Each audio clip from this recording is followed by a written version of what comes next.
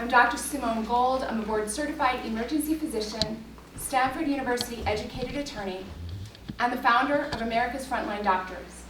We're here today for the second White Coat Summit. As many of you know, we did a first White Coat Summit, July 27th and 28th, which was seen by at least 20 million people before being deplatformed in 6 to 8 hours. Deplatformed across all of social media.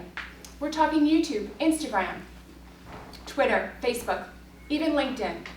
The host of my own website, Squarespace, a private company, took my website down, even though all it had was reference papers.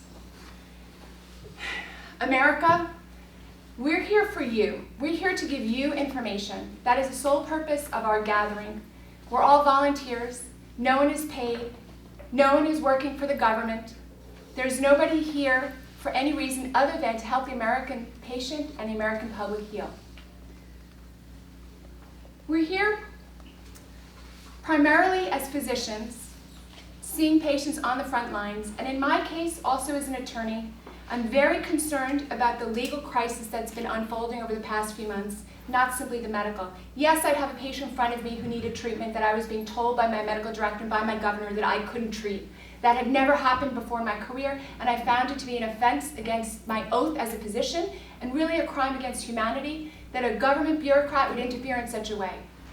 But at least people are beginning to recognize that. What people are failing to still recognize is the constitutional and legal crisis that we're facing, of the loss of our free speech, right to assemble, even right to free religion, etc. We need to talk about that, and we'll talk about that today and also later in front of the Supreme Court.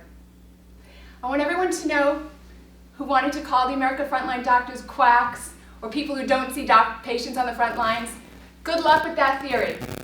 I myself went to Stanford and Chicago Medical School. This is the most talented group of physicians I've ever had the privilege and honor to work with. Their credentials are miles long, and they're also the most compassionate, dedicated warriors on the front line here for you, for America. I know that the American people know this. You cannot get 20 million views if it doesn't resonate as truth with the American people. So this is for you. This is for the American people. As many of you know and have questions, I was promptly fired by my emergency physician jobs for speaking out.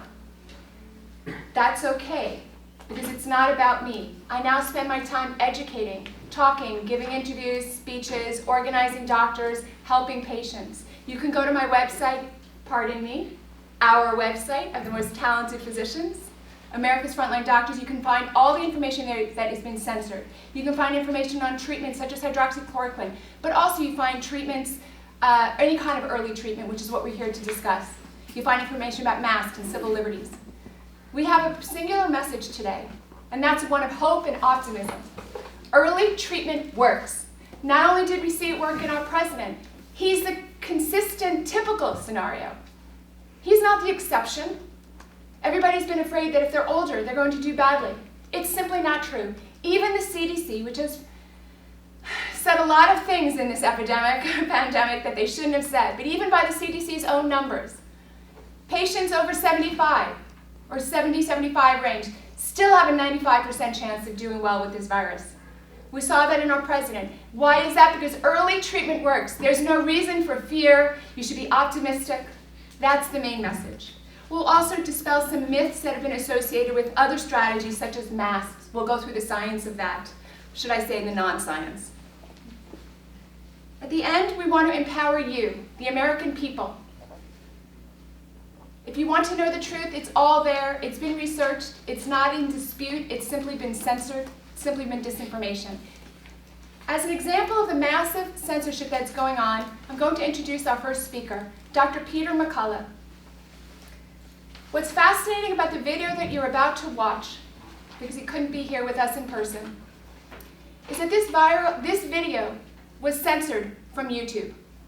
It's shocking to hear that when you watch the video, because this is about as sciencey a video as it gets. The best meme I saw on the subject was a young girl, pretty blonde girl, who said if only they took down child porn as quickly as they took down information about hydroxychloroquine. This video is not about hydroxychloroquine specifically, it's about all early treatment. This has been peer-reviewed, this has been published. This is the way forward, and it's been censored. You can find it on America's Frontline Doctors. You can find it on charliekirk.com. Thank you.